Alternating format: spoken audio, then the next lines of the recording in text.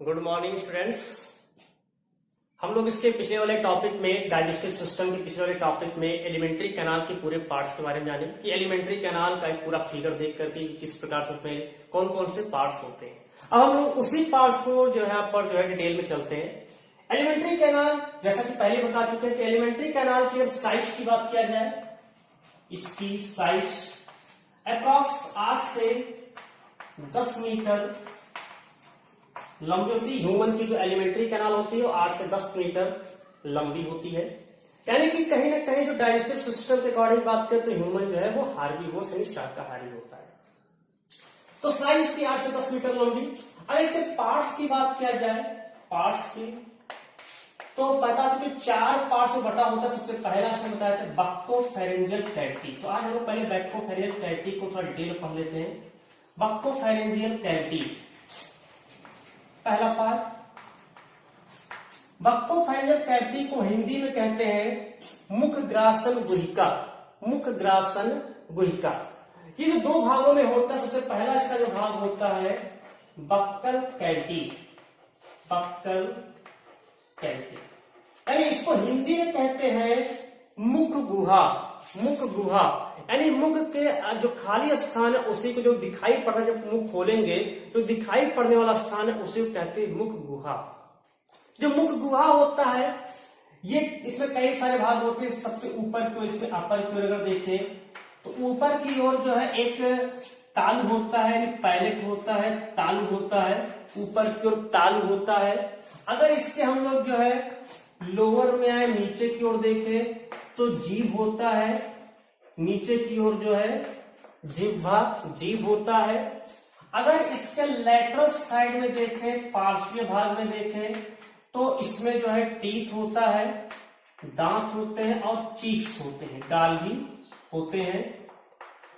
अगर इसके जो है हम लोग पोस्टीरियर रीजन में जाकर देखें, पश्च भाग में, इसके पिछले भाग में देखें तो एक यूबुला यहां पर होता है।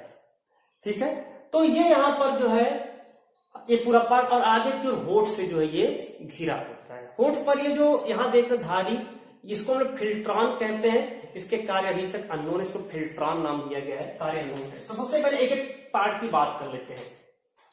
सबसे पहले बात करते हैं पैलेट की। पैलेट तालु।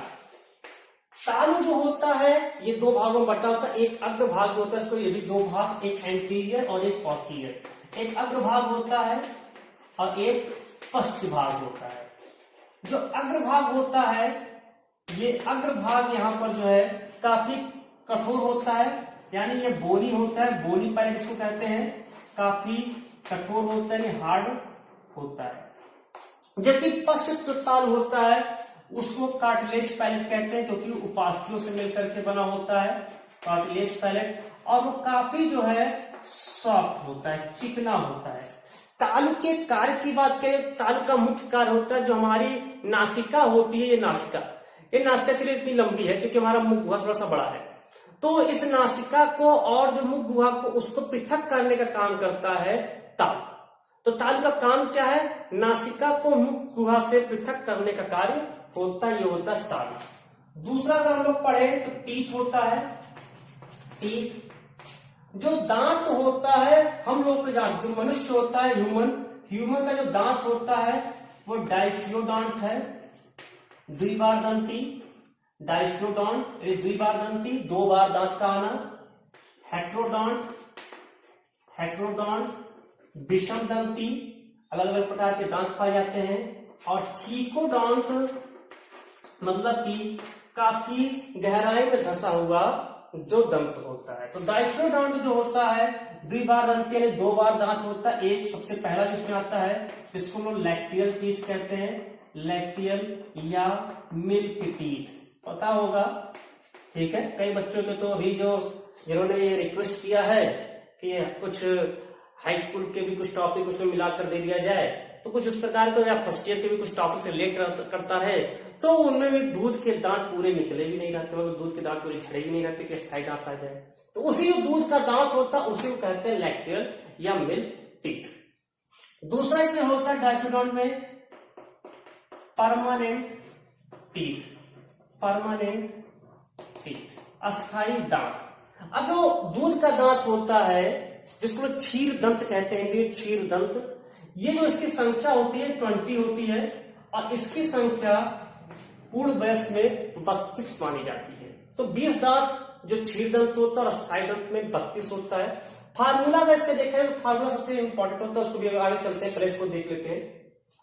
हेट्रोडॉन्ट की बात करते हैं तो हेट्रोडॉन्ट मतलब होता है 4 प्रकार के दांत होना। हम लोग को 4 प्रकार के दांत होते हैं, एक इंसीजर होता है, इंसीजर, एक कैनाइन होता है, कैनाइन, एक प्रीमोलर होता है और एक जो होता है मोलर होता है।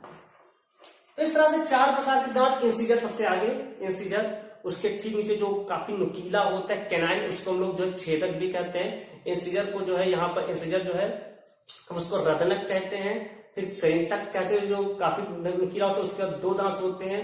उसको प्रीमोलर कहते हैं, उसका 3 दांत होते हैं। जो इससे चौहट जिसको कहते हैं, जिससे खाया जाता है, उसको मोलर कहते हैं। तो ये 4 प्रकार के दांत। ट्रिकोडॉन्ट मतलब होता है जो दांत होता है, जैसे दांत यही है, एक दांत का चित्र बना लें,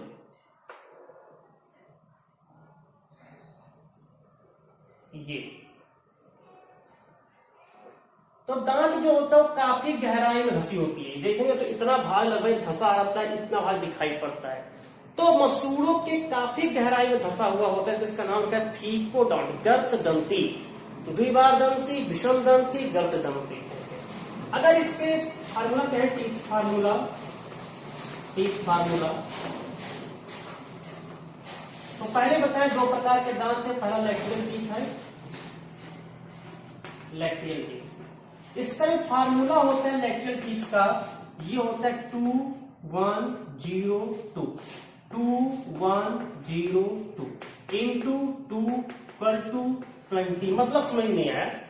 2 जो होता है इसमें इंसीजर, फिर एक जो है वो कैनाइन, 0 यहां पर प्रीमोलर नहीं पाया जाता है, और उसके बाद मोलर, बटे यही इंसीजर, कैनाइन, प्रीमोलर, मोलर। तो इस तरह से एक कम से एक आधे को लेकर के देख लेते हैं। तो 5 2 2 4 1 5 5 10, उसके बाद नीचे देखेंगे 10 दूना 20। तो 20 दांत यहां पर आते हैं लैक्टियल टीथ में। जो परमानेंट टीथ होता है उसका जो अगर देखें, परमानेंट टीथ, ये 2 1 2 3 2 1 2 3 इंटू 2 = 32। 2 इंसीजर, एक कैनाइन, 2 प्रीमोलर, 3 मोलर, अपन 2 इंसीजर, एक कैनाइन, 2 प्रीमोलर, 3 मोलर, और बटे 2, यानी अब नीचे से, तो यानी कुल जोड़ करके 2 2 2 3 2 5 3 8 8 8 दूनी 16 16 दूना 32, 8 एक तरफ, 8 एक तरफ, 8 एक तरफ, 8 एक तरफ, तो 8 चौक 32। इस तरह से 32 दांत जो है हमारे पाए जाते हैं। तो ये दांत के बारे में था। ठीक, अब आते हैं जीभ। दांत के कार्य की बात करें तो दांत का कार्य पता है, भोजन को चबाने, कूटने, पीसने आदि का इसका मेन कार्य होता है। दूसरा इसमें आता है, अगला लिस्ट आता है टंग, जीभ, जीभ।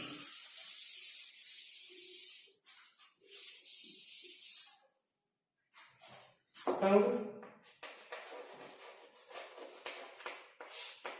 देखिए जीभ होता है, बड़ी चलती है जीभ, जब चलती है तो पता नहीं क्या क्या करा दे। और जीभ बड़ी चटोर भी होती है, खूब जो लोग खाते हैं, इसी से स्वाद ले लेकर के खाते हैं।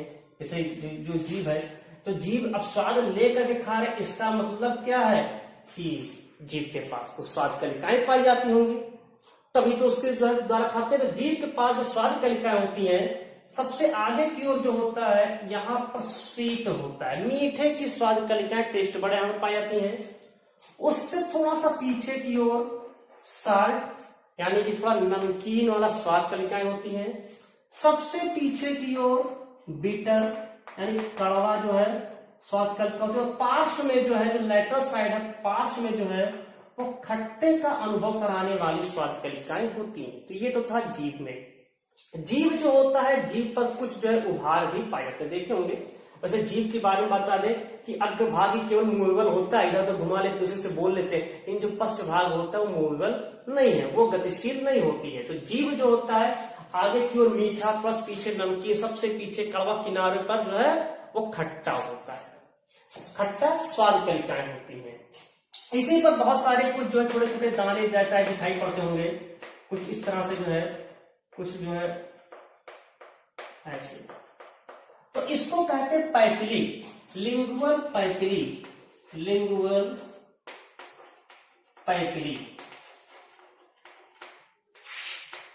यानी जिह्वांकुर। हिंदी में जिह्वांकुर कहते हैं। 4 प्रकार के जिह्वांकुर पाए जाते हैं।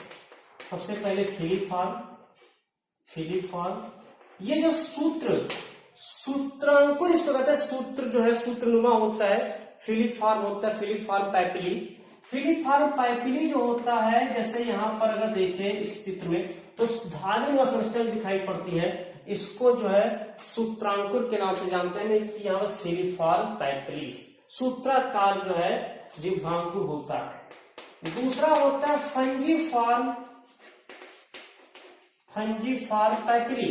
फंजीफॉर्म पैपिली जैसे थोड़ा सा गोल सी आकृति पाई जाती है, जैसे कि देखे होंगे मशरूम, मशरूम देखे होंगे बड़ा गोल गोल सा होता है, कुछ उस आकृति को फंजीफॉर्म नाम दिया गया है। कवक के समान, कवक के समान फंजाई क्या कवक है, वो क्या नाम है, मशरूम क्या कवक है। तीसरा होता है फोलिएट पैपिली, पत्ती की आकृति, पर्णिल आकृति की, पर्णिल आकृति की संरचनाएं पाई जाए, पर्णिल आकृति की संरचनाएं भी पाई जाती हैं हमारी जीभ पर, तो उसको जो है पर्णिल जिह्वांकुर कहते हैं। और चौथा होता है सर्कमवैलेट, सर्कमवैलेट पैपिली यानी जो सबसे ऊपर की देख रहे उल्टे वी की आकृति शेप बना है, ये होता है सर्कमवैलेट पैपिली। तो 4 प्रकार के जिह्वांकुर होते हैं, फिलीफॉर्म, फंजीफॉर्म, फोलिएट, सर्कमवैलेट। जीभ के अगर कार्य की बात करें तो जीभ में स्वाद कलिकाएं पाई जाती हैं। इन स्वाद कलिकाओं के द्वारा जो है वो अपना जो है ये क्या नाम है भोजन के स्वाद को जो है हमें आभास कराते हैं। तो स्वाद कलिकाएं इससे प्रेजेंट होती है। और इसके साथ में भोजन को दांत तक पहुंचाना, भोजन में लार को मिलाना, ये सारे काम इनके होते हैं। ठीक, चौथे पार्ट से अगर हम बात करें इसको यूबिला कहते हैं। यूबिला, यूबिला जिसको घाटी ढापन कहते हैं। ये घाटी ढापन सबसे पीछे की ओर देखे लटका रहता है, ठीक है। ये जो लटका होता है एपिग्लॉटिस के रूप में भी कहते हैं। ये जब हमारे जब भोजन करते हैं तो भोजन निगलते हैं, उस समय जाकर के श्वास नली को बंद कर देता है। श्वास नली को क्या करता है, बंद कर देता है। और श्वास नली जब बंद रहती है तो हमारे उस समय जब तक भोजन निगलते हैं हमारी श्वसन की क्रिया रुक जाती है। इसलिए रुकती है क्योंकि भोजन की कण जो है वो श्वास नली में न जाए। अगर श्वास नली में पहुंच जाएगा ना तो बचोगे नहीं। बहुत तेजी से जो है खांसी, छींक आना, जिसको हिंदी में कहते हैं सुनी चढ़ जाना, तो वो कंडीशन आ जाएगी, जानलेवा होती है, घातक होती है। अगर सही से उस समय पे न निकले श्वास श्वसन क्रिया बाधित हो जाएगी और व्यक्ति की चले जाएंगे ऊपर। तो ये यूबिला होता है, घाटी ढापन होता है। इसका काम होता है कि जब भोजन को निगलते तो उस समय भोजन के जो श्वसन द्वार है उस श्वसन द्वार को बंद कर ले। ये थे इसके। अब बात करते इसी में की बनाया था सलाइवरी ग्लैंड। तो सलाइवरी ग्लैंड को थोड़ा सा जान लेते हैं। सलाइवरी ग्लैंड, तो सलाइवरी ग्लैंड होता है, वैसे तो ये इसको हम लोग कह सकते हैं कि ये जो बक्कल कैविटी उसके बाहर होता है, क्योंकि बक्कल कैविटी मतलब खोखला स्थान, खोखले का स्थान कहीं लटका थोड़ी ना, वो तो दीवारों में है, तो वहां से निकल करके जो लाग होता है वो गिरता है। तो सलाइवरी ग्लैंड 3 प्रकार का होता है। एक होता है parotid gland, parotid gland, parotid gland होता है इसको हिंदी में कर्णमूल ग्रंथि कहते हैं। जहां पर कान होता है वहीं पर इसकी जो है उत्पत्ति, जहां से कान होती है वहीं पर ये पाया जाता है, कर्णमूल ग्रंथि कहते हैं। इसमें एक नलिका होती है स्टेंसन डक्ट, स्टेंसन की नलिका, हिंदी में स्टेंसन की नलिका। स्टेंसन की नलिका जो होती है इसी के द्वारा जो इसमें लार होता है वो लार आकर के हमारे मुख गुहा में गिरता है। दूसरा होता है सब मैंडिबुलर या मैग्जिलरी, ध्यान रहे दोनों कह सकते हैं, सब मैंडिबुलर ग्लैंड। हिंदी में इसको कहते हैं अधोहनु ग्रंथि, अधोहनु ग्रंथि, अधोहनु ग्रंथि। इसमें भी एक नलिका पाई जाती है जिसका नाम है वार्टन्स डक्ट। वार्टन की नलिका, इसके द्वारा भी जो लार होता है वो लार हमारे मुख गुहा में आकर के गिरता है। तीसरा होता है सबलिंगुअल ग्लैंड। सबलिंगुअल ग्लैंड कोई एक अकेली नलिका नहीं होती है, इसमें 8 से लेकर के 20 नलिकाओं का समूह होता है। 8 to 20 डक्ट्स प्रेजेंट होते हैं और इसको एक समूह में कहते हैं रिविनस डक्ट्स। तो इस रिविनस डक्ट्स के द्वारा जो है जो भी लार होता है वो लार हमारे मुख गुहा में आकर के गिरता है। अगर लार में बात करें सलाइवा की, तो लार में जो है हमारे बहुत सारे आवश्यक जो एंजाइम पाए जाते हैं, इसमें मुख्य रूप से एंजाइम जो होता है वो टैलिन होता है। टैलिन क्या करता है? एमाइलेज होता है। टैलिन क्या एमाइलेज है? एमाइलेज क्या करता है? जो ये सब काम क्या होता है, जो स्टार्च होता है, इस स्टार्च को इसके जो है डाइसैकेराइड में तोड़ने का काम करता है एमाइलेज या टैलिन एंजाइम। साथ में भोजन को चिपचिपा और लसदार बनाता है, जिससे उसके भोजन के जो कण है वो आसानी से उसमें जो लार मिलता रहता है और वो आसानी से जो हमारे उसमें दांत पीसी जाए और उसको कूटा पीसा जाए और उसके जो जटिल अणु को धीरे धीरे सरल अणु में तोड़ा जाए। तो ये लार का काम होता है और उसके अंदर फिर वो पहुंचता है आगे के जो भोजन होता है वो अगले भाग में पहुंचता है। इसी बक्कोफाइलर कैविटी में दूसरा भाग फायरिंग्स में पहुंचता है। कहां पहुंचता है? दूसरे भाग फायरिंग्स में।